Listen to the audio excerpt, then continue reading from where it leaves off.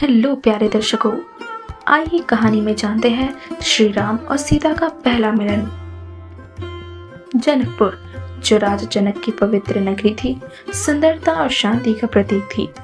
इस नगरी में हर ओर हरियाली, तालाब और भव्य महल थे। यही वह भूमि थी जहाँ देवी सीता पली बढ़ी।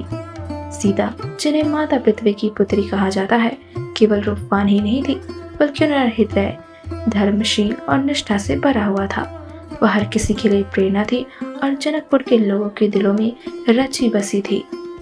श्री राम अपने छोटे भाई लक्ष्मण के साथ ऋषि विश्वामित्र के मार्गदर्शन में जनकपुर पहुंचे। वह राक्षसों का संहार करने और ऋषियों की रक्षा के लिए यात्रा कर रहे थे। जनकपुर में पहुंचने पर उन्होंने देखा कि वहां हर ओर उत्साह और उल्लास का माहौल था। राजा जनक ने सीता के स्वयंवर के लिए एक भव्य आयोजन किया था, जिसमें दूर दूर से राजा महाराजा आए थे। जनकपुर को फूलों, दीपों और रंगीन कपड़ों से सजाया गया था। जब श्री राम और लक्ष्मण जनकपुर में पहुंचे तो उनका स्वागत राजमहल में किया गया। उसी समय देवी सीता अपने सखियों के साथ महल के बगीचे में भ्रमण कर रही थी। सीता ने जब पहली बार राम को देखा तो वह उनके तेज और सौम्यता से प्रभावित हुई। राम का व्यक्तित्व, उनका महान मर्यादित आचरण और उनकी सरलता देखकर सीता का हृदय प्रसन्न हो उठा। श्री राम ने भी सीता को देखा। उनकी सुंदरता, शील और विनम्रता ने राम को मोहित कर दिया। उस समय दोनों ने एक दूसरे को मन ही मन स्वीकार कर लिया। हालांकि दोनों ने अपने मनोभाव को प्रकट नहीं किया। सीता और राम के बीच का यह पहला मिलन शब्दों से परे था। उनकी आंखों ने वह सब कह दिया जो शब्दों में कह पाना संभव नहीं था। यह मिलन केवल दो आत्माओं का नहीं, बल्कि धर्म और मर्यादा के आदर्श का प्रतीक था। सीता के मन में यह विश्वास उत्पन्न हुआ कि यही वह वीर है जो उनके योग्य है। वही राम ने भी सीता की मर्यादा और गुणों को पहचान कर उन्हें अपने हृदय में स्थान दिया। जनकपुर में सीता के स्वयंवर की घोषणा हो चुकी थी। शिव धनुष को उठाने और उसकी प्रत्यंचा चढ़ाने की चुनौती को सुनकर राम ने अपने गुरु विश्वामित्र का मार्गदर्शन मांगा। विश्वामित्र ने राम को प्रेरित किया कि वह इस चुनौती को स्वीकार करे। राम का आत्मविश्वास और उनकी मर्यादा उनके व्यक्तित्व को और भी प्रभावशाली बना रहे थे। सीता और उनकी सखियां महल में स्वयंवर की तैयारियां में लगी थी, लेकिन सीता का मन बार बार उस वीर राजकुमार की ओर जा रहा था जिसने उनकी पहली मुलाकात हुई थी। उनकी सखियां भी राम की प्रशंसा कर रही थी। एक सखी ने कहा, देवी, वह राजकुमार न केवल पराक्रमी है, बल्कि उनका हृदय भी धर्म और सत्य से भरा हुआ है। सीता ने मुस्कुराते हुए कहा, ईश्वर जो भी करेंगे वो हमारे लिए सर्वश्रेष्ठ होगा। स्वयंवर का दिन आया। राजमहल के विशाल सभा मंडप में राजा, महाराजा और योद्धा एकत्र हुए। मंच पर शिव धनुष रखा गया था, जो अपनी भव्यता और शक्ति का प्रतीक था। सभा में सभी ने अपनी योग्यता सिद्ध करने का प्रयास किया, लेकिन कोई भी शिव धनुष को हिला भी नहीं सका। राजा जनक ने गहरी चिंता के साथ कहा, क्या इस पृथ्वी पर ऐसा कोई भी नहीं जो मेरी पुत्री की योग्य हो? ऋषि विश्वामित्र ने राम को सभा में आगे बढ़ने का आदेश दिया। राम ने शिव धनुष को प्रणाम किया और उसे सहजता से उठाया। सभा में सबकी आंखें राम पर टिकी थी। राम ने धनुष की प्रत्यंचा चढ़ाने का प्रयास किया और धनुष एक तेज ध्वनि के साथ टूट गया। यह देख सभा में खुशी की लहर दौड़ गई। जब शिव धनुष टूट गया तो राजा जनक ने सीता को बुलाया। सीता ने राम को देखा और उनके गुण, शील और पराक्रम को पहचानते हुए अपना जीवन साथी मान लिया। उन्होंने राम की गले में वरमाला डाल दी। यह दृश्य इतना पवित्र और सुंदर था कि वहां उपस्थित सभी लोग भाव विभोर हो गए। राम और सीता का यह पहला मिलन एक पवित्र प्रेम और धर्म का प्रतीक था। यह कथा हमें सिखाती है कि सच्चा प्रेम वह है जिसमें सम्मान और निष्ठा हो। राम और सीता का यह मिलन केवल दो आत्माओं का नहीं, बल्कि धर्म, सत्य और मर्यादा का मिलन था। यह प्रेम आज भी हमें प्रेरित करता है और हमारे जीवन में सच्चाई और आदर्श का संदेश देता है। जय श्री राम। हेलो प्यारे दर्शकों, आज की कहानी का टाइटल है शिव धनुष का रहस्य। शिव धनुष, जिसे पिनाक कहा जाता था, भगवान शिव का प्रिय धनुष था। यह धनुष देवताओं के बीच भी अद्वितीय और अद्भुत था। इसके निर्माण की कथा स्वयं देवताओं की शक्ति और आशीर्वाद का प्रतीक है। कहते हैं कि जब भगवान शिव ने त्रिपुरासुर नामक राक्षस का संहार किया तो उनके इस कार्य के प्रतीक के रूप में यह धनुष बनाया गया। यह धनुष इतना शक्तिशाली था कि इसे धारण करने की क्षमता केवल भगवान शिव में थी। यह धनुष जनकपुर कैसे पहुंचा, इसके पीछे भी एक रोचक कथा है। कहते हैं कि देवताओं ने यह धनुष राजा जनक के पूर्वजों को सौंपा था। इसे जनक वंश ने अपनी धरोहर के रूप में संभाल कर रखा। राजा जनक ने इसे अपनी पुत्री सीता के विवाह की परीक्षा के रूप में चुना। यह निर्णय केवल बाहुबल की परीक्षा नहीं थी, बल्कि यह धर्म, निष्ठा और आत्मा की शुद्धता का भी प्रतीक था। शिव धनुष केवल एक अस्त्र नहीं था, यह भगवान शिव की शक्ति और उनकी कृपा का प्रतीक था। इसे उठाने के लिए न केवल शारीरिक बल बल्कि आत्मिक शुद्धता और भगवान शिव की कृपा की आवश्यकता थी। राजा जनक ने घोषणा की थी, जो भी इस धनुष को उठाकर उसकी प्रत्यंचा चढ़ाएगा वही मेरी पुत्री सीता से विवाह करेगा। माता सीता का जन्म स्वयं धरती से हुआ था। उन्हें भूमिका कहा जाता है। कहते हैं कि जब राजा जनक ने भूमिजा को पाया तो वह शिव धनुष के पास ही थी। सीता ने बचपन में खेल खेल में इस धनुष को हिला दिया था। इसे देखकर राजा जनक ये समझ गए कि सीता कोई साधारण बालिका नहीं है। उन्होंने तभी निश्चय किया कि सीता का विवाह केवल उस व्यक्ति से होगा जो शिव धनुष को उठाने की क्षमता रखेगा। जनकपुर में सीता के स्वयंवर की घोषणा की गई। इस अवसर पर दूर दूर से राजा, महाराजा और योद्धा जनकपुर आए। हर कोई यह देखने के लिए उत्सुक था कि कौन इस अद्भुत धनुष को उठाने की शक्ति रखता है। सभा में शिव धनुष को एक विशाल मंच पर रखा गया था। यह धनुष इतना बड़ा और भारी था कि इसे देखकर ही कई राजा भयभीत हो गए। एक एक करके बड़े बड़े योद्धाओं और राजाओं ने इस धनुष को उठाने का प्रयास किया। कुछ ने इसे छूने का साहस किया, लेकिन कोई भी इसे हिला भी नहीं सका। सभा में सन्नाटा छा गया। राजा जनक ने निराश होकर कहा, क्या इस पृथ्वी पर ऐसा कोई भी नहीं जो मेरी पुत्री के योग्य हो? सभा में उपस्थित ऋषि विश्वामित्र ने भगवान राम को इस परीक्षा में भाग लेने का आदेश दिया। राम, जो अपनी विनम्रता और मर्यादा के लिए प्रसिद्ध थे, गुरु का आदेश सुनकर उठे। राम ने मंच की ओर बढ़कर शिव धनुष को प्रणाम किया। उन्होंने भगवान शिव का ध्यान किया और धनुष को उठाने का प्रयास किया। राम ने शिव धनुष को सहजता से उठाया।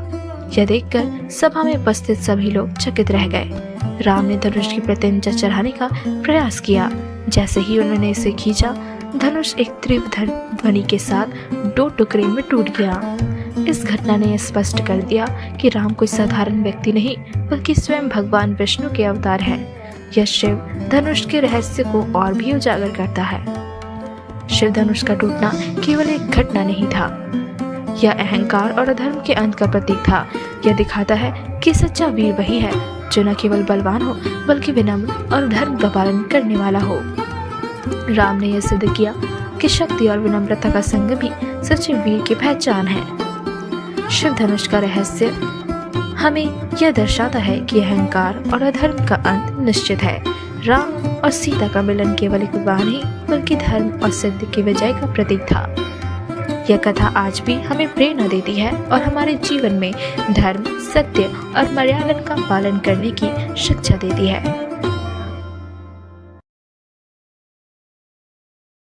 नमस्कार दर्शकों, स्वागत है आपका हमारे चैनल पुनीत स्टूडियो पर। आज मैं आपके लिए लाई हूँ रामायण की एक बहुत ही महत्वपूर्ण गाथा, जिसका टाइटल है राम का वनवास। रामायण की गाथा में एक अत्यंत महत्वपूर्ण और दुखद घटना राम का वनवास है। ये कहानी न केवल भगवान श्री राम के जीवन की कठिनाइयों को दर्शाती है, बल्कि यह भी बताती है कि धर्म, कर्तव्य और परिवार के प्रति निष्ठा को सर्वोच्च प्राथमिकता देनी चाहिए। राम का वनवास उनके जीवन के सबसे कठिन समय का था, लेकिन इस समय उन्हें महानता और सत्य के मार्ग पर चलने की वास्तविकता का अर्थ समझाया। आइए जानते हैं कि राम के वनवास की कहानी और उनकी इस दुखद यात्रा के दौरान क्या क्या घटनाएं घटी। श्री राम का जन्म अयोध्या में हुआ था। वे राजा दशरथ के सबसे बड़े पुत्र थे। श्री राम के जीवन में हर सुख सुविधाएं थी। वे अयोध्या के सबसे प्रिय और सम्मानित राजा बनने के लिए तैयार थे। राजा दशरथ ने जब श्री राम को अयोध्या का राजा बनने का निर्णय लिया तो पूरा अयोध्या खुशी से झूम उठा। हर कोई श्री राम का राज तिलक की तैयारी करने में व्यस्त था। लेकिन मंथरा, जो कैकेयी की दासी थी, उसने राजा दशरथ की पत्नी कैकेयी को बहकाकर उसे समझाया कि यदि श्री राम राजा बने तो उनका बेटा भरत कभी राजकुमार नहीं बन पाएगा। मंत्रा का प्रभाव में आकर कैकेयी ने 2 वरदान मांगे, राम को वनवास भेजना और अपने बेटे को राजा बनाना।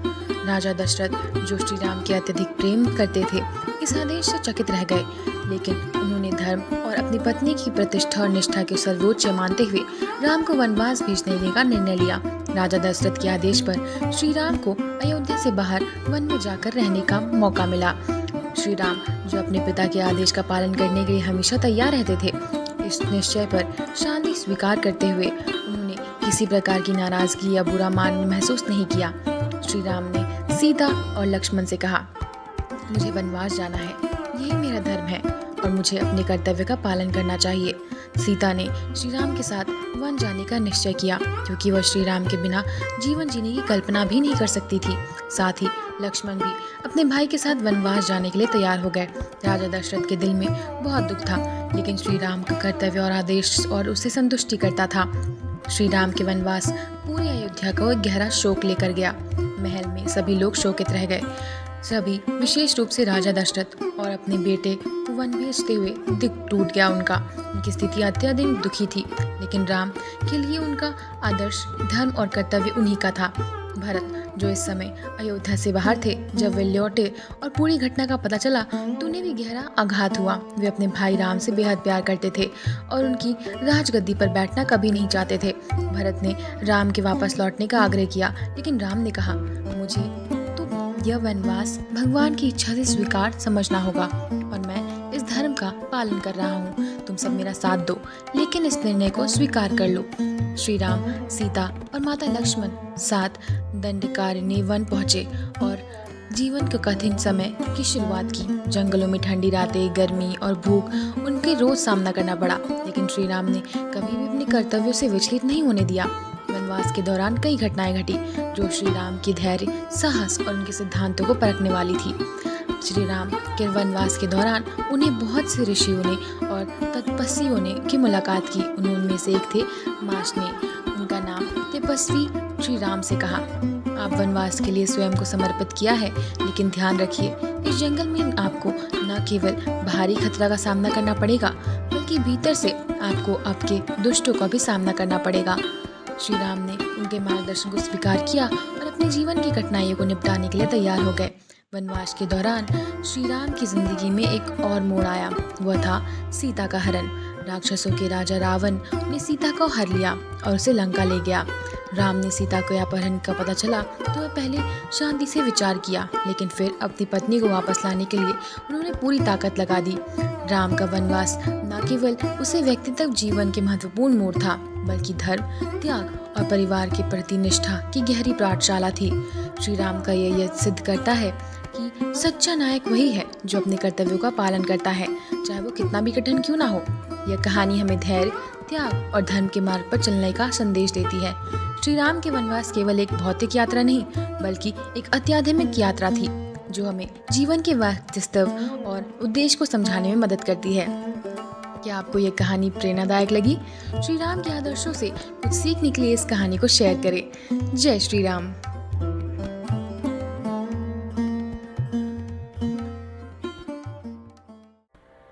भारत की भक्ति। अयोध्या नगरी में उत्सव का माहौल था। हर गली में दीप जलाए जा रहे थे, संगीत गूंज रहा था और पूरे नगर में आनंद का वातावरण था। महाराज दशरथ ने घोषणा की थी कि श्री राम का राज्याभिषेक किया जाएगा और यह सुनकर पूरी अयोध्या हर्ष भर उठी। लेकिन राजमहल के भीतर कुछ और ही योजना रचा रही थी। राजा दशरथ की सबसे प्रिय रानी कैकेयी ने अपनी राजी दासी मथुरा के बहकावे में आकर 2 वरदान मांग लिए थे। राम का राज्याभिषेक ना हो, भरत को राजा बनाया जाए और राम को 14 वर्षों के लिए वनवास भेजा जाए।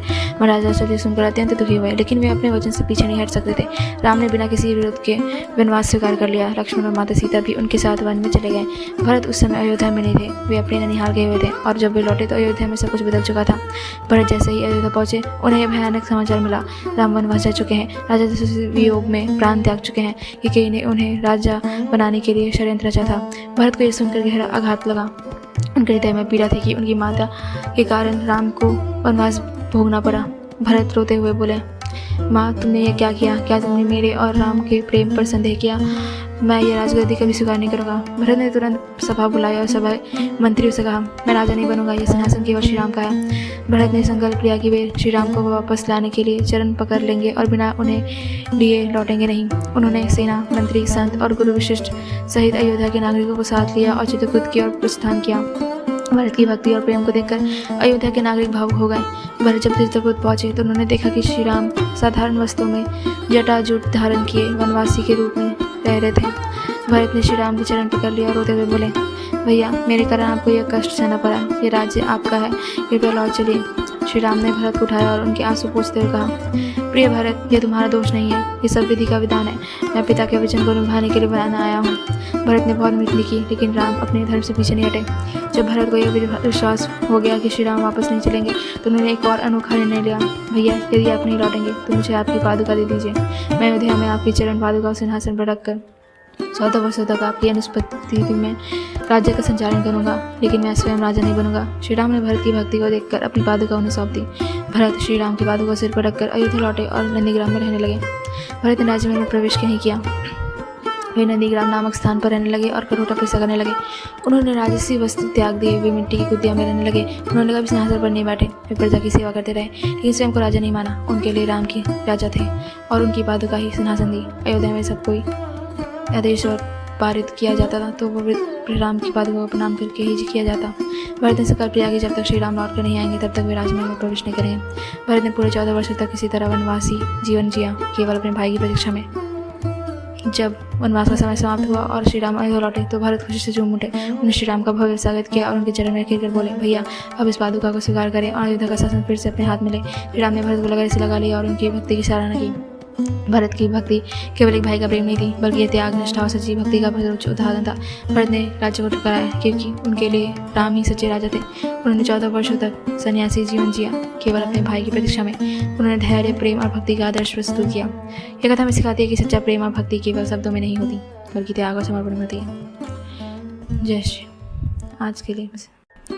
हेलो प्यारे दर्शकों, आज की कहानी में हम सीता हरण की कथा जानेंगे। राम, सीता और लक्ष्मण राजा दशरथ के आदेश अनुसार 14 वर्षों के वनवास में दंडक वन में रह रहे थे। वह वन गहरी जंगलों और खतरनाक राक्षसों से भरा था।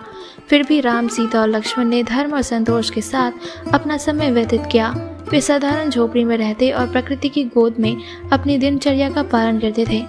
सीता, जो अत्यंत सुंदर और तेजस्वी थी, वन में भी अपनी सादगी और भक्ति के लिए जानी जाती थी। राम और सीता का आपसी प्रेम और विश्वास उनके जीवन का आधार था। लंका का राजा रावण, जो अपने अहंकार और शक्ति के लिए प्रसिद्ध था, अपनी बहन शूर्पणखा के अपमान का बदला लेने की योजना बना रहा था। शूर्पणखा ने रावण से कहा कि राम और लक्ष्मण ने उनका अपमान किया और उनकी नाक काट दी। शूर्पणखा ने रावण को सीता की सुंदरता का वर्णन किया और उसे उकसाया कि वह सीता का हरण करे। रावण ने अपनी बहन की बात मान ली और सीता को हरने के लिए एक योजना बनाई। रावण ने अपने मामा मारीच से सहायता मांगी। मारीच ने रावण को समझाने की कोशिश की कि यह काम राम जैसे धर्मात्मा योद्धा से उलझने के समान है, लेकिन रावण ने मारीच को अपने साथ चलने के लिए बाध्य कर दिया। मारीच ने स्वर्ण मृग का रूप धारण किया और राम, सीता और लक्ष्मण की झोपड़ी के पास आ गया। सीता ने स्वर्ण मृग को देखा और राम से कहा, मैंने ऐसा सुंदर मृग कभी नहीं देखा, कृपया इसे पकड़ कर लाइए। सीता की बात मानकर राम स्वर्ण मृग को पकड़ने के लिए गए। स्वर्ण मृग बहुत तेज भाग रहा था, लेकिन राम ने उसे पकड़ने का प्रयास जारी रखा। अंततः जब राम ने मृग को तीर से मारा तो वह मारीच के असली रूप में आ गया। मरते हुए मारीच ने राम की आवाज में लक्ष्मण सीता पुकारा। सीता ने राम की पुकार सुनी और बहुत घबरा गई। उन्होंने लक्ष्मण से कहा, जाओ राम की सहायता करो, उन्हें हमारी मदद की जरूरत है। लक्ष्मण ने सीता को समझाने की कोशिश की कि यह राम के खिलाफ कोई चाल हो सकती है, लेकिन सीता ने लक्ष्मण पर दबाव डाला। लक्ष्मण ने अनिच्छा से झोपड़ी छोड़ी और राम की खोज में निकल गए। सीता को अकेला देखकर रावण अपनी योजना को अंजाम देने के लिए झोपड़ी के पास आया।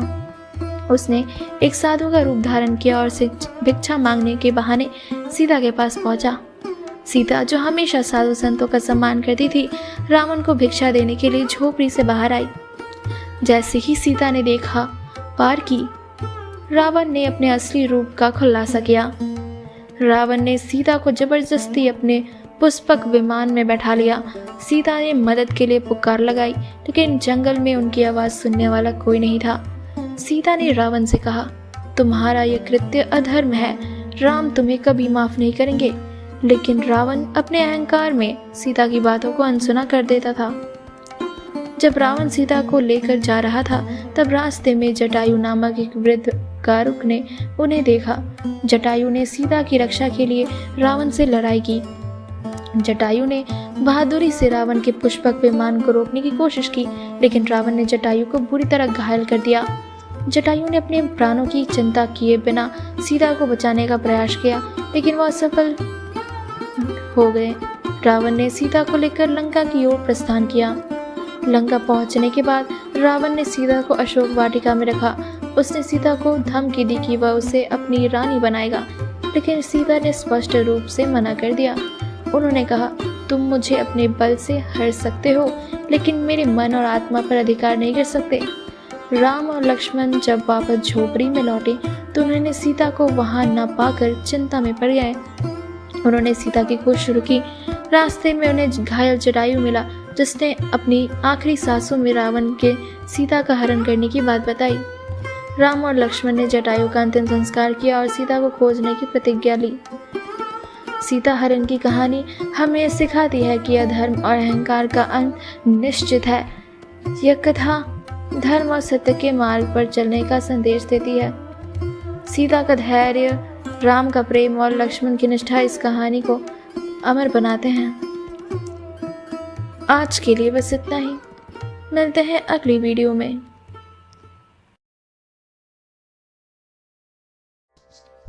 महाशक्तिशाली रावण। रावण जो लंका का राजा था, रामायण का एक प्रमुख पात्र और एक अद्वितीय व्यक्तित्व था। रावण को एक महान शक्तिशाली राक्षस, विद्वान, योद्धा और शिव भक्त के रूप में जाना जाता है। वह अपनी शक्ति, भक्ति, ज्ञान और अहंकार के लिए प्रसिद्ध था। रावण का जन्म ऋषि विश्वावसु के किसी के पुत्र के रूप में हुआ था। उसकी माता राक्षस कुल की थी, जबकि पिता ब्राह्मण कुल के थे। यह संगम उसे भक्ति और ज्ञान दोनों प्रदान करता था। रावण केवल एक शक्तिशाली योद्धा नहीं था, बल्कि वह वेदों, शास्त्र और ज्योतिष का महान ज्ञाता था। उसने अपनी तपस्या के बल पर कई वरदान प्राप्त किए। रावण ने ब्रह्मा से अमरता का वरदान मांगा था। हालांकि ब्रह्मा ने उसे यह वरदान नहीं दिया, लेकिन यह आशीर्वाद दिया कि उसे कोई देवता, यक्ष, गंधर्व या असुर नहीं मार सकेगा। रावण भगवान शिव का परम भक्त था। उसने अपनी भक्ति से भगवान शिव को प्रसन्न किया और उसने चंद्रहास नामक दिव्य तलवार प्राप्त की। रावण के 10 सिर और 20 भुजाएं उसकी शक्ति और उसकी अद्वितीयता के प्रतीक थे। ये दर्शाते थे कि वह सभी दिशाओं से समान रूप से सक्षम था। रावण ने अपने बल और रणनीति से लंका पर अधिकार कर लिया। लंका जिसे पहले कुबेर ने बसाया था, सोने की नगरी के नाम से प्रसिद्ध थी। रावण ने इसे अपनी शक्ति का केंद्र बनाया।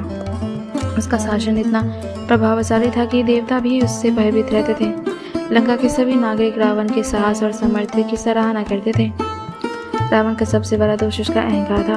उसने शक्ति और वरदानों के कारण स्वयं को सबसे श्रेष्ठ समझ लिया था। जब उसने सीता का हरण किया तो यह उसकी सबसे बड़ी भूल साबित हुई। रावण ने सीता को जबरन लंका ले जाकर अपने विनाश की शुरुआत की। वह राम की शक्ति और धर्म को समझने से असमर्थ रहा। रावण ने अपनी भक्ति से भगवान शिव को प्रसन्न किया था। वह कैलाश पर्वत को अपने राज्य में लाना चाहता था। उसने अपनी शक्ति से पर्वत को उठाने का प्रयास किया, लेकिन भगवान शिव ने अपने पैर की छोटी उंगली से पर्वत को दबा दिया, जिससे रावण दर्द से चिल्लाने लगा। तब रावण ने भगवान शिव की स्तुति करते हुए शिव तांडव स्त्रोत की रचना की। उसकी भक्ति से प्रसन्न होकर भगवान शिव ने उसे आशीर्वाद दिया। राम और रावण के बीच का युद्ध केवल दो राजाओं का युद्ध नहीं था, यह धर्म और अधर्म के बीच का संग्राम था।